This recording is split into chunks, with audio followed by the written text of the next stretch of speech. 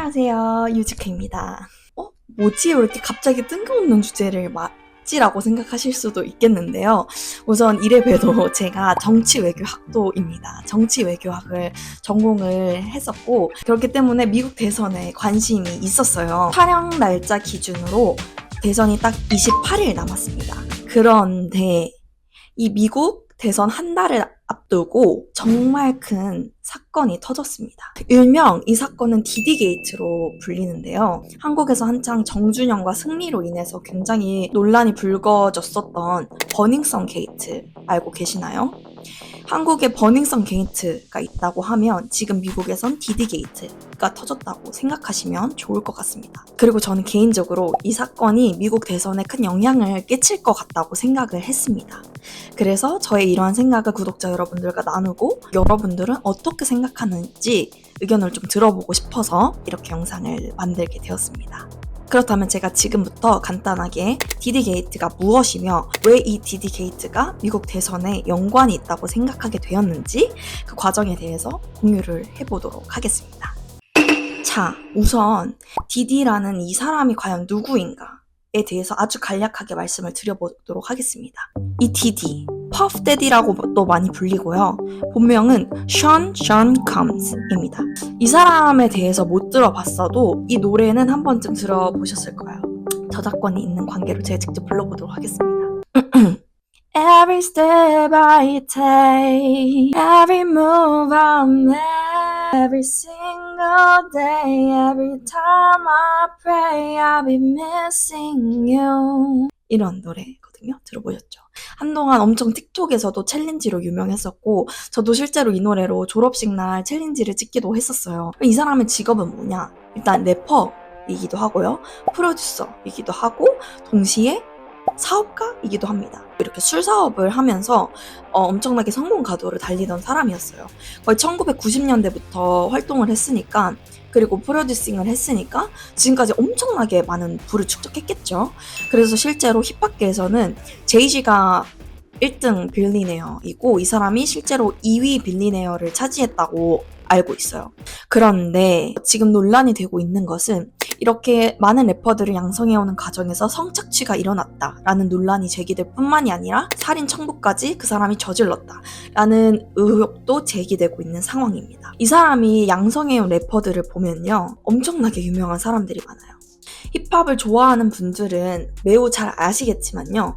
그렇지 않은 분들에겐 생소할 수 있으니까 제가 제일 대중적으로 많이 알려진 저스틴 비버를 예시로 말씀을 드릴게요. 저스틴 비버가 어렸을 때요. 이 디디가 어린 아이들을 상대로 멘토링, 업계 멘토링이란 명목하에 Puffy Flavor Camp라는 프로그램을 진행해요. 여기에 저스틴 비버도 참여를 한 거예요. 그래서 그때 당시에 저스틴 비버랑 퍼프 데디가 함께 인터뷰했던 영상이 지금 다시금 회자가 되고 있습니다.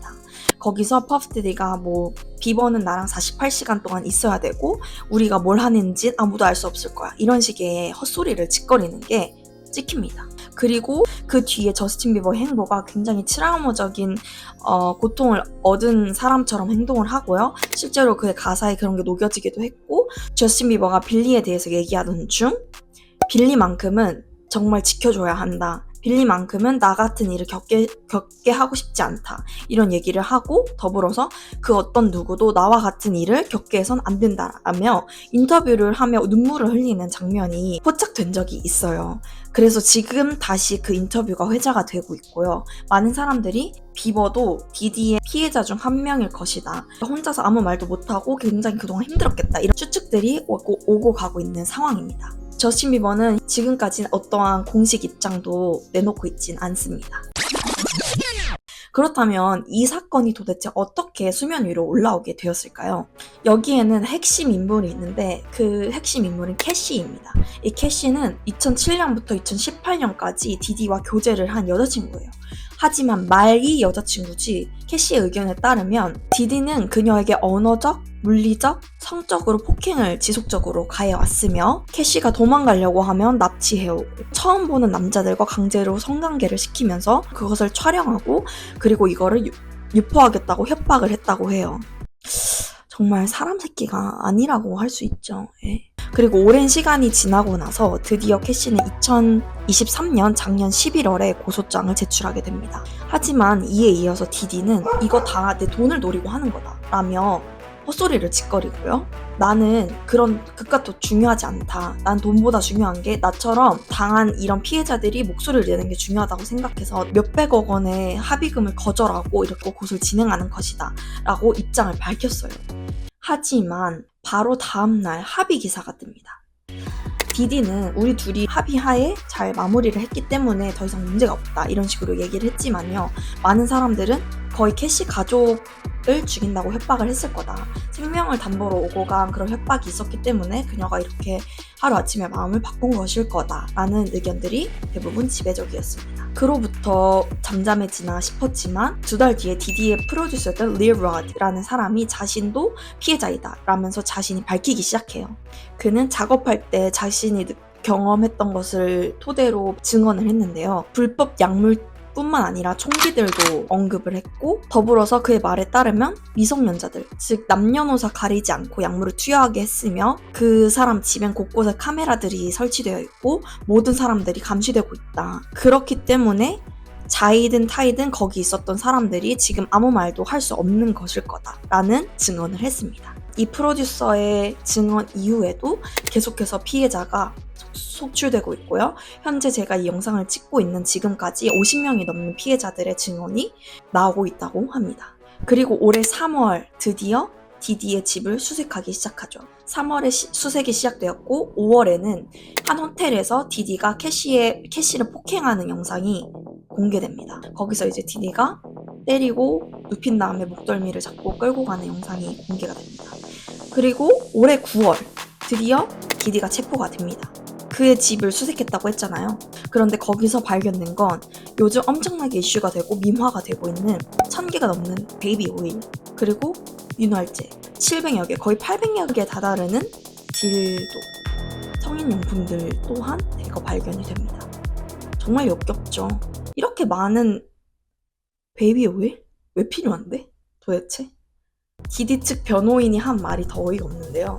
그의 집 바로 맞은편에 코스트코가 있다. 뭐 알지 않냐? 미국인들은 대량 구매를 사랑한다. 이딴 식으로 짓거렸다고 합니다. 네.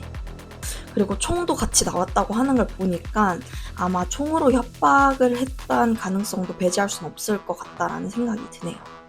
이렇게 해서 디디 게이트가 어떤 것인지에 대해서 제가 설명을 드렸어요. 이 정도 되면 얼마나 역겹고 사람이 할 짓이 아니라는 게 감이 오시나요? 그렇다면 왜 이 디디 게이트가 대선과 관련이 있다는 거야? 라고 생각하시겠죠? 우선 이걸 설명하려면 이걸 아셔야 합니다. 디디는 파티 광으로 유명했어요. 디디 하면 파티를 빼놓을 수 없었는데요. 그는 화이트 파티라는 걸 열어요. 왜 화이트 파티냐면요. 그 사람들이 늘 드레스 코드가 흰색이에요. 늘 드레스 코드를 흰색으로 맞춘 채 파티를 했었고요. 이거는 굉장히 보안이 엄격한, 엄청 프라이빗한 파티였어요. 그리고 정말 상위 1%들만 초대될 수 있는 파티였단 말이죠. 그래서 현실 개츠비라고 불리기도 했고요. 정말 네로라 하는 유명 인사들과 고위 관직들이 이 파티에 초대가 실제로 되었다고 합니다. 이 사람이 한 쇼에 나와서 정말 당당하게 자기 입으로 설명을 한 영상이 있어요. 거기서 그는 뭐라고 하냐면요. 일단 뭐 더워야 술에 잘 취하기 때문에 에어컨은 없다. 그리고 파티를 잘 즐겨야 하기 때문에 문에 잠금 장치를 설치해놨다. 그래서 나가지 못한다. 뭐 이런 식으로 얘기를 해요. 근데 그 쇼에서는 사람들이 장난인 줄 알고 막 웃죠. 근데 지금 와서 보니까 완전 다큐였던 거야. 그리고 그 파티 중 일부를 프리거프 파티라고 하는데요. 프리거프는 약간 변태적인 약간 그런 정도의 의미로 해석을 해볼 수 있겠는데, 일단 캐시가 고소장을 제출했다고 했잖아요. 그래서 캐시의 고소장에 따르면요, 이 프리거프 파티는 주기적으로 진행이 되고 때로는 며칠에 걸쳐서 진행이 되는데요. 남자 성노동자들을 불러서 억지로 캐시랑 성관계를 맺게 하고 그거를 또 촬영해가지고 협박을 하고요. 또 이제 반항을 하면 약물을 공급하면서 컨트롤을 했다고 해요. 얼마나 저질스럽고 얼마나 욕을 할 수 없으니까요. 얼마나 주옥 같은 파티였는지 알 수 있겠죠. 그런데 며칠 전에 이 파티에 참여한 참여자의 리스트가 공개가 되었어요. 그런데 그곳에 정치계 사람들도 있었다는 것이죠. 물론 그 파티가 Freak of Party라는 건 정확하게 밝혀지지 않았어요. 정치계 사람들은 누가 있었냐? 바로 버락 오바마가 있었습니다.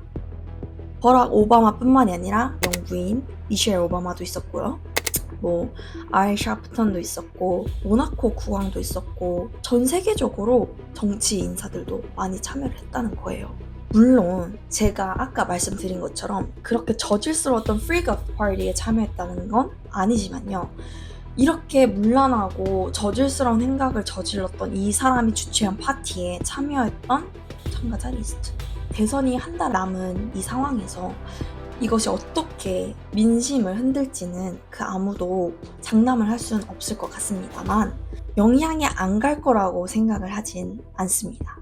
물론 트럼프와 연관성도 논란이 제기되고 있어요. 하지만 제가 외신들도 찾아보고 하다 보니까 트럼프와 디디는 같은 뉴욕 출신이라서 트럼프가 워낙 그 뉴욕 사교계에 발이 넓기 때문에 그런 차원에서 약간 사적인 관계로 디디와 친분을 얘기한 적이 있지만 오바마와 민주당 쪽에는 조금 더 정치적으로 친분이 있는 것으로 많이 알려져 있답니다.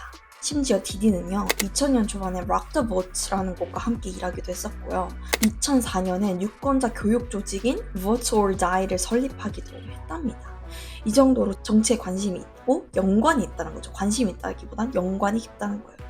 여러분, 정치가 여러분들에게 어떤 의미일지 모르겠지만요. 제가 봤을 때 이 맥락에서 정치는 더 나은 세상을 만들기 위한 도구는 확실히 아닌 것 같아요. 자신의 뜻을 이루기 위한 수단이겠죠. 저는 정치가 여기서 그렇게 쓰여졌다고 보여지고요. 이는 밀접한 연관이 있다고 보여져요. 버닝썬 게이트만 해도 그렇지 않습니까? 이렇게 큰 버닝썬 게이트가 벌어지고 그렇게 많은 범죄들이 이뤄졌는데 어떻게 이게 침묵될 수 있었을까요? 그 가운데 경찰청장이 있었죠. 이것도 마찬가지인 겁니다. 그 누가 정확히 중심 인물이라고 아직까지는 밝혀지지 않았지만 이렇게 큰, 지금 한국보다 몇 배는 땅덩어리가 큰데 이 전역을 그리고 몇 배는 큰 음악 산업에서 아무도 문제를 제기하지 않고 다 쉬쉬하게 만들었던 그 파워, 그 강력한 힘, 그 배후에 누가 있었던 것인가, 이거는 정말 밀접하게 정치랑 관련이 있습니다. 이런 부적절한 혐의로 기소된 많은 사람들이 이런 잠재적인 불법 행위를 은폐하는 수단으로 정치적 명분을 취한다는 건 정말 확실하다는 거죠. 자, 그러면 직접적으로 대선과 어떤 관련이 있을까요? 대선에 어떤 영향을 미치게 될까요? 자, 여기서 우리가 또 주목해야 될 건 디디는 흑인이에요. 그러면 이 흑인 커뮤니티의 대부분의 사람들은 지금 이 디디 게이트를 주목하고 있다는 거죠. 이에 대해서 아직까지 트럼프와 해리스는 공식적인 입장을 내놓지 않았어요. 그러면 이들이 어떤 입장을 내놓느냐에 따라서 흑인들의 표심도 좌지우지 될 수 있다는 겁니다. 더불어서 이 사건이 표면 위로 올라오게 해준 가장 1등 공신이 누구였죠? 캐시였잖아요. 많은 데이트 폭력 사건들, 그리고 성폭행 사건들에서 대다수의 피해자는 여성입니다. 맞죠? 그러다 보니까 어떻게 보면 성폭행 사건 안에 사회적 약자, 여성을 대변하게 되는 포지션이 되어버린 거예요. 그러다 보니까 이러한 여성들의 목소리 또한 대변하게 되는 입장이 되어버린 거예요. 그러다 보니까 이들의 표심 또한 트럼프와 해리스의 스탠스에 따라 표심이 갈릴 수 있다는 거예요. 또 다른 직접적인 연관성을 보자면 디디와 정말 절친하다고 알려진 두 명이 있습니다. 바로 한 명은 비욘세, 그리고 다른 한 명은 비욘세 남편 제이지입니다. 이들은 디디가 유일하게 자신의 본명을 부를 수 있도록 허락해줬다고 알려졌을 정도로 친하다고 해요. 그러니까 지금 사람들의 여론이 매우 안 좋죠. 이 둘에 대해서도. 이 둘은 몰랐을 리가 없다. 몰랐을 리가 없는데 그러면 그냥 묵인한 거냐 이러면서 비욘세에겐 살인 청부의 의혹까지 더해지면서 점점 더 여론이 안 좋아지고 있습니다. 그 사실은 제가 알 수 없지만요. 여기서 저희가 지금 짚어봐야 되는 거는 무엇이냐면 비욘세가 해리스를 샤웃아웃 했습니다. 실제로 트럼프 캠페인에서 비욘세의 노래 Freedom을 튼 적이 있는데요. 비욘세가 내 노래를 그렇게 사용하는 건 용납할 수 없다, 허용할 수 없다 이러면서 못하게 했었어요. 하지만 해리스는 사용해도 괜찮다라고 했고 DNC 컨벤션에도 해리스는 위에 참석한다는 정설이 돌 정도로 둘의 친분이 있다고 알려진 것으로 알고 있습니다. 제 생각엔 이렇게 너무나도 고위 관직들과 엮여 있기 때문에 그 트럼프와 해리스가 이렇게 대선이 한 달 남은 상태에도 그렇게 쉽사리 공식 의견을 내놓지 못하고 있는 상황이 아닐까 싶습니다. 따라서 저는 이 트럼프와 해리스가 어떤 입장, 어떤 스탠스, 어떤 대응을 내놓느냐에 따라서 흑인 커뮤니티와 여성들 혹은 성소수자의 표심이 좌지우지 될 수 있다고 보기 때문에 그들의 스탠스에 귀추가 주목되는 상황이라고 볼 수 있다고 생각을 했습니다. 더불어 이게 지금 밈화돼서 엄청 퍼지고 있고요. 미국에서도 틱톡만 틀면 뭐 베이비 오일 하면 뒤에서 디디가 나오는 것처럼 그런 밈들이 엄청나게 퍼지고 있어요. 그런데 저는 이게 지금 이렇게 가볍게 밈화될 건 아니라고 생각을 하고요. 수많은 피해자들이 속출하고 있는 중이니까요. 그리고 더불어서 이게 게이 게이트 뭐 이런 식으로 또 퍼지고 있기도 하더라고요. 밈화돼서. 그래서 저는 이게 지금 동성애에 포커스를 맞출 때가 아니라고 생각을 해요.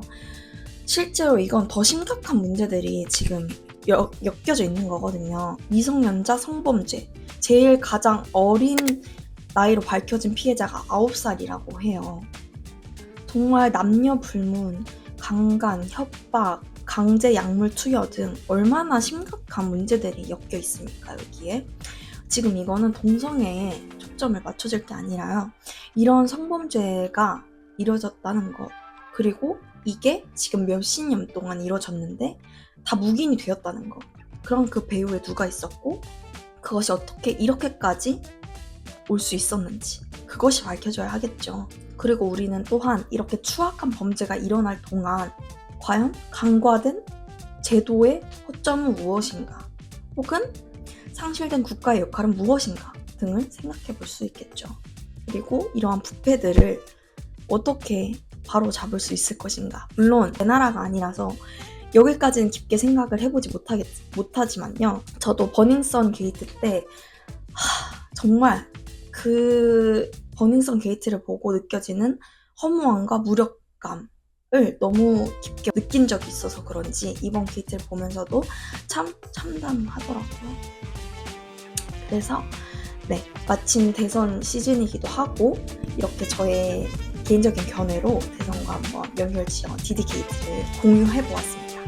그러면 여러분들의 의견도 궁금한데요. 여러분들의 의견도 마음껏 교양 있게 공유해 주시기 바라고, 디디에 대한 무분별한 비난은 환영입니다.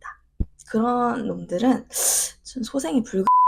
그러면 저는 다음번에 저의 브이로그를 가지고 다시 찾아보도록 하겠습니다. 그럼 오늘 영상도 봐주셔서 감사하고요.